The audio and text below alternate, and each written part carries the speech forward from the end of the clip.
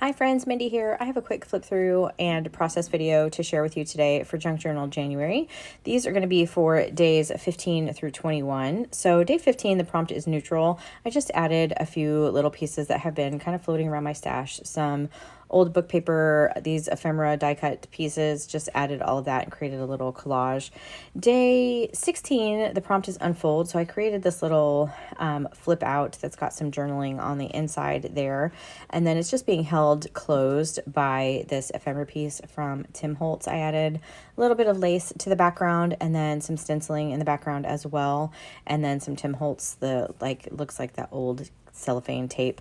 And that's really it for that day.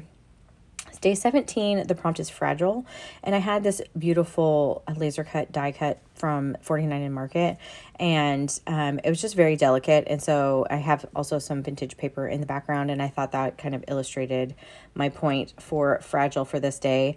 Day 18 was bright, and again, I'm just trying to use up my stash here of things. So this is actually some paper from By the Well for God. I did add some stenciling in the background there and a clear sticker, and that pretty much did it for me for that day. And then day 19 was bubble. This was actually a fun day.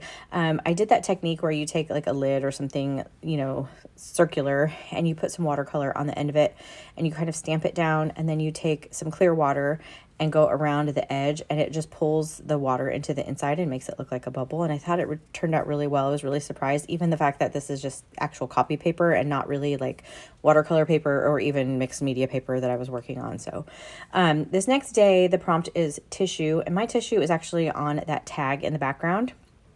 This ephemera piece here is from the Junk Journal Studio, and then I just added a little piece of twine at the top of that and kept that day really simple because I had a lot going on in the background already from that page when I created this journal. So day 21, the prompt is map. So this is the little process that I'm going to share with you. Super simple today. And I happen to have this map section of Colorado in my stash. I've had it for a while, and I was super excited about this because if you don't know, if you are new here, I live in Georgia currently, but I lived most of my life in Colorado, and so it always has a warm place in my heart. So I was tickled that I had this map of Colorado, and I am going to use this. And I also really liked that it's a more neutral map instead of just being like the blues and the reds and the really bright colors of traditional maps. This is an older map, and so it worked out really well. It was just kind of really cohesive with the page on the left.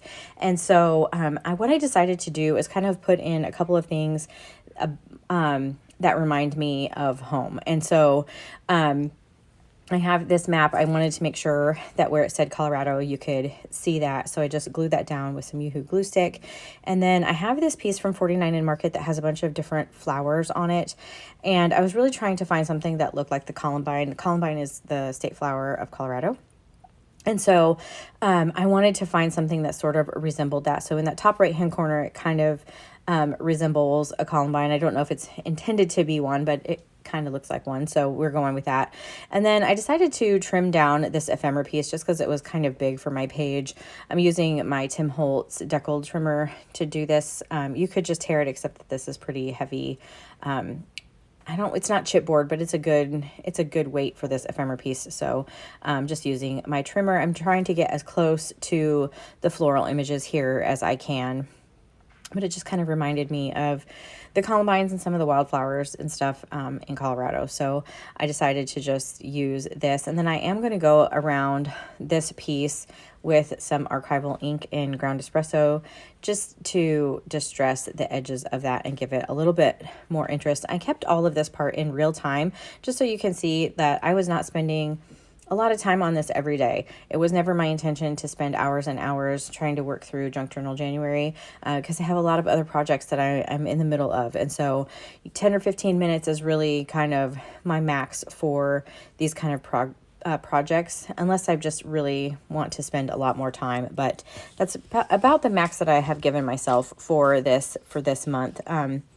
And so you can see there, like I said, I did distress the edges, and that just making it smaller made it so that I could still see some more of the map pieces back behind there. And then I also had this little bird that kind of looks like the state bird.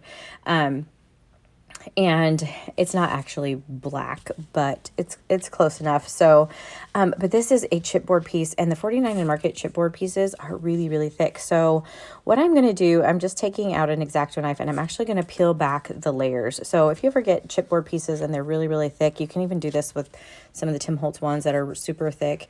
Like you can just peel off those back layers, because that's all it really is just layer and layer of paper.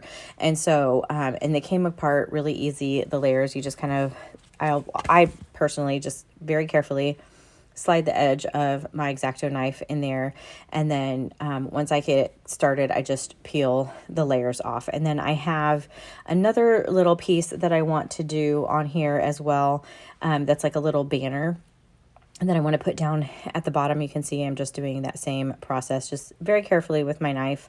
You certainly don't want to, you know, cut yourself, but the layers peel off pretty easily.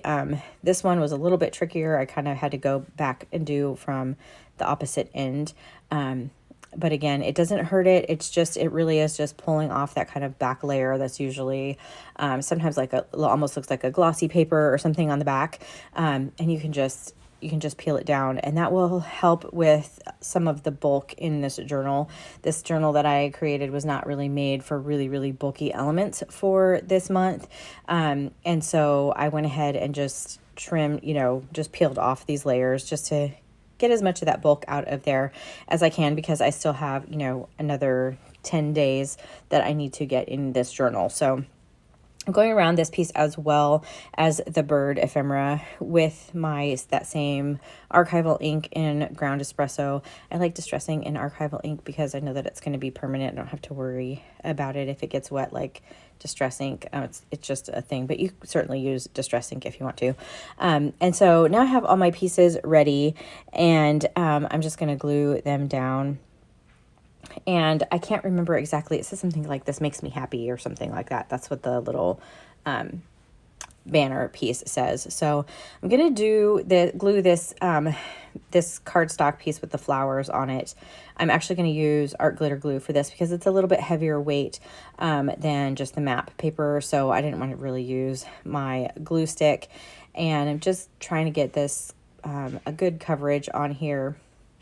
And then I will glue this kind of not directly under, but kind of off to the right. Just trying to pull all of the pieces, because I do have a little bit of that background paper still showing, because it wasn't a full piece of map, obviously. And so just gluing that down kind of over that harsh edge of the map, and then I'm going to glue down the banner down here at the bottom, and then I will have my little bird kind of hanging off to the left side of that. And like I said, it just really reminded me of home. I think it says "my heart is happy." And so I just thought this was a fun way to kind of, you know, just give a little nod to my home state. So I'm just gluing down the little bird there. I didn't worry too much about the white border around him or anything, because there is, you know, the lighter color in the background of the map as well. So I'm just gluing that down, and I don't remember if I said this, but this is 49 and Market as well. I really love their chipboard pieces, and their stuff is just really good quality, and I have a bunch of it in my stash that I am desperately trying to use up. So you'll probably see more of these type of items throughout this journal. I am kind of holding everything in place here just for a minute. The great thing about art glitter glue is it dries quickly, but I just want to make sure that everything is going to stay stuck down really well, and that's it for me. So I'll put some close-ups in the end of this video. If you liked this video, I would really appreciate it if you gave it a thumbs up. Subscribe to my channel if you haven't already. Consider joining my Facebook group. The information will be in the description. And until next time, bye.